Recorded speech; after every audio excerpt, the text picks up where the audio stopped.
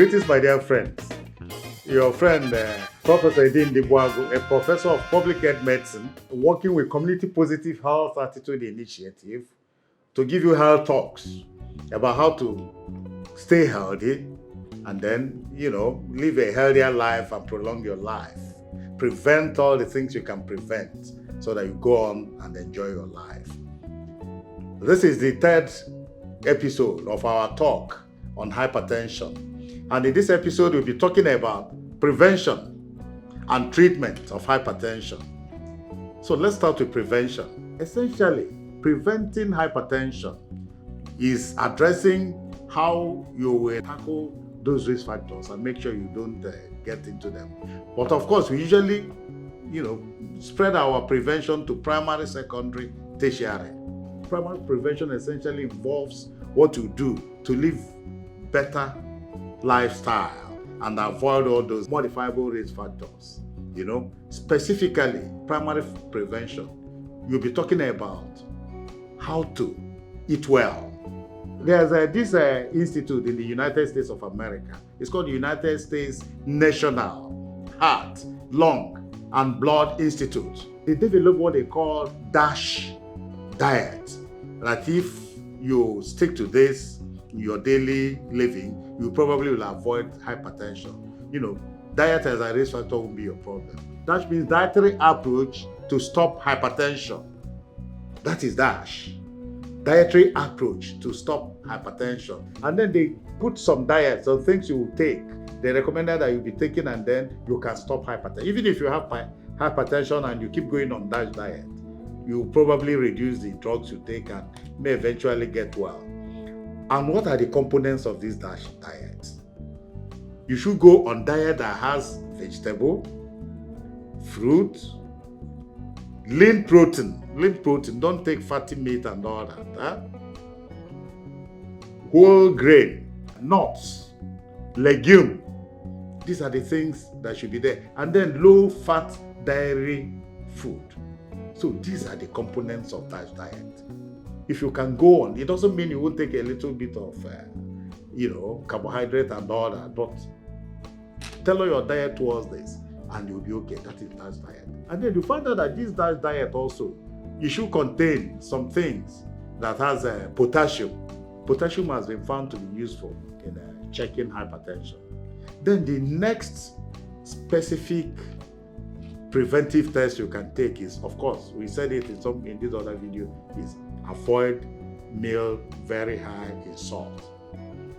Don't put so much salt in your meal and say you won't put added salt. The important thing is not, some people say is uncooked salt. Now once you put plenty and you cook it, the effect is gone. No, they're talking about the quantity. Don't add too much salt in what you're eating. And of course, there are some meal you take that has so much salt. Like some food, like even hot dog, some of these fast food things you get, they have so much salt. It's you that if you notice anyone that, has that problem, you go down on it. If you discipline yourself and watch these things, from your young age, you won't have problem. In fact, some people think that Chinese live very long. Not Chinese, Japanese, because of these things, their way, the things they eat, So you can do that, avoid fat, and then of course, avoid meal. The third one is meal very high in cholesterol. Some of us take it so much. You want to take cheese, you want to take butter at the same time. You eat them and it's not right. You're hurting yourself. These things are accumulating. You keep doing it and it keeps accumulating. When the thing will come knocking, you won't know where it's coming from. So avoid meal very high in cholesterol. Remember, one of the risk factors, modifiable risk factors we talked about, is diabetes mellitus. It's an endocrine disease. I told you it's like twin brother or twin sister to hypertension. So people who are diabetic, by way of preventing hypertension, must keep an eye on their blood pressure. You'll be thinking of diabetes, that's the problem you have. Before you know it, hypertension is taking you off. Hypertension can give you stroke, instant death. So to prevent hypertension, diabetic people must watch out for blood pressure. They must check their blood pressure. Of course, all these other modifiable risk factors like excessive alcohol intake, go down on it. Some people will tell you, hey, red wine is good for the heart. You drink and drink to stupor. Is red wine? No. Red wine has alcohol. We'll talk more on that when we talk about meat. So don't take alcohol of any type, whether it's spirit, whether it's in beer, whether it's in wine. Any of those alcoholic drugs, moderate your intake of them. Cigarette smoking, avoid them. So these are the preventive steps you take. Avoid them. They are not good for you. So essentially, and then try to be physically active. We talked about exercising at least 2.5 hours in a week. Averagely 30 minutes in a day for 5 days in a week. That is okay. It's doable. Just, it requires a lot of discipline. Honestly, once you start initially, you might not, but if you think about the benefits, about the long and healthy life you will have, you go on this and then you'll be better off for it. You'll enjoy it. So again, stress. We talked a bit about stress in the other video. People try as much as possible to avoid these both emotional and physical challenges they have with everyday life. Some have this stress because they can't eat. Understandable. But if you kill yourself with stress, it won't put food on your table. Some have this stress because they have too much. They don't know how to handle it. If you kill yourself with stress or how to make plenty money and you can't handle it and you die, people use it to drink beer on your burial day. So generally, don't push yourself too hard. It's good to do everything to moderation. So that is it. Those are the things you will do. And then you will prevent primary prevention of hypertension. But remember, to prevent hypertension primarily is not only the individual, the government, agencies, everybody has a role to play. You do that by creating awareness. Government and then other non-governmental organizations can do it. That's precisely what we're doing. That's why I'm shouting and I'm saying this. You do it through media, whether electronic, print, or, the other types of media. You do it by letting people know, giving them information. It's everybody's duty to share this information. If you share the information, people will, they say knowledge is power. They have knowledge and then they can act on it and stay alive. So that is primary prevention. But there's this secondary prevention. Remember, we talked about non-modifiable risk factors. You can't do anything, but the little you can do, you just keep screening to find out if you have hypertension. If you have that, secondary prevention is efforts you make to pick the cases early. People who are hypertensive, efforts they make to make a diagnosis of hypertension early.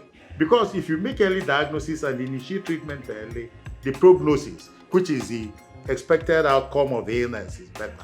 So that is secondary prevention. And that is why we encourage people, especially people who know that they have non-modifiable risk factors, to keep screening, keep checking your BP, keep watching out. Once the thing starts going high and you initiate treatment, complications will never be anything. You live as long as you want to live. That hypertension issue will never be a problem. That is why we advocate screening and watching out for hypertension. That is secondary prevention. Again, tertiary, the last one. This is in public health. You usually class prevention in those 3 levels. The last level, tertiary prevention, is when, unfortunately, you couldn't pick this disease early. Stroke, you had stroke. You lost some use of your limb. You can't walk well or you can't talk well. Hope is not lost. We still talk about tertiary prevention, in which case you try to rehabilitate. There was an entity in medicine they call neurorehabilitation. You make efforts. You go to the specialist, you come to hospital. You make efforts through physiotherapy, through speech therapy, to recover the use of the lost functions, the things you've lost to hypertension. Life can still go on from there. You control your blood pressure well and you still live well. So my dear friends, let's all work hard to prevent hypertension primarily.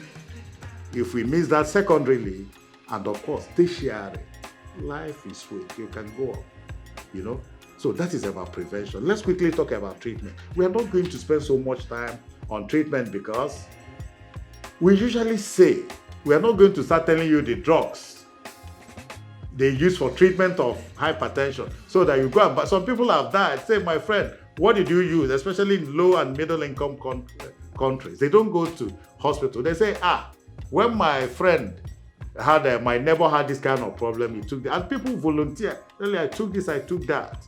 No. If you have hypertension, you must give yourself up to be treated by a qualified medical person. And once he's treating you, keep to the instructions and monitor your blood pressure well.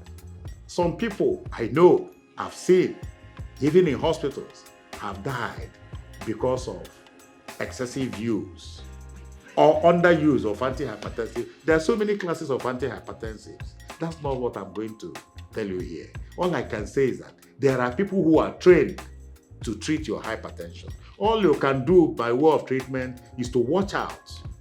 Those your modifiable risk factors, improve on your lifestyle, go to the hospital.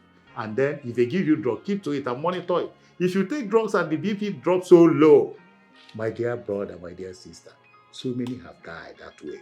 And don't say because A use this drug for his own hypertension, this one is not. These drugs have different ways of action, and people are so different. So it's the doctor who will decide. Specifically, if your hypertension is so bad, you need to be treated by a cardiologist, a doctor specially trained in heart and related issues like hypertension. So, my dear friends, message from us as usual. Please, please, please.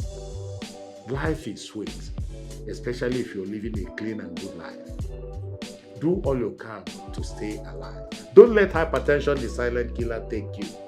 Please go and check. Go and check. We love you. Of course, I keep telling you that if you die, the problems you leave behind is so much, because anybody that is dead, you don't know what is happening after you. But people who live around you, they suffer. Don't let them suffer, both physically and psychologically. Please stay alive.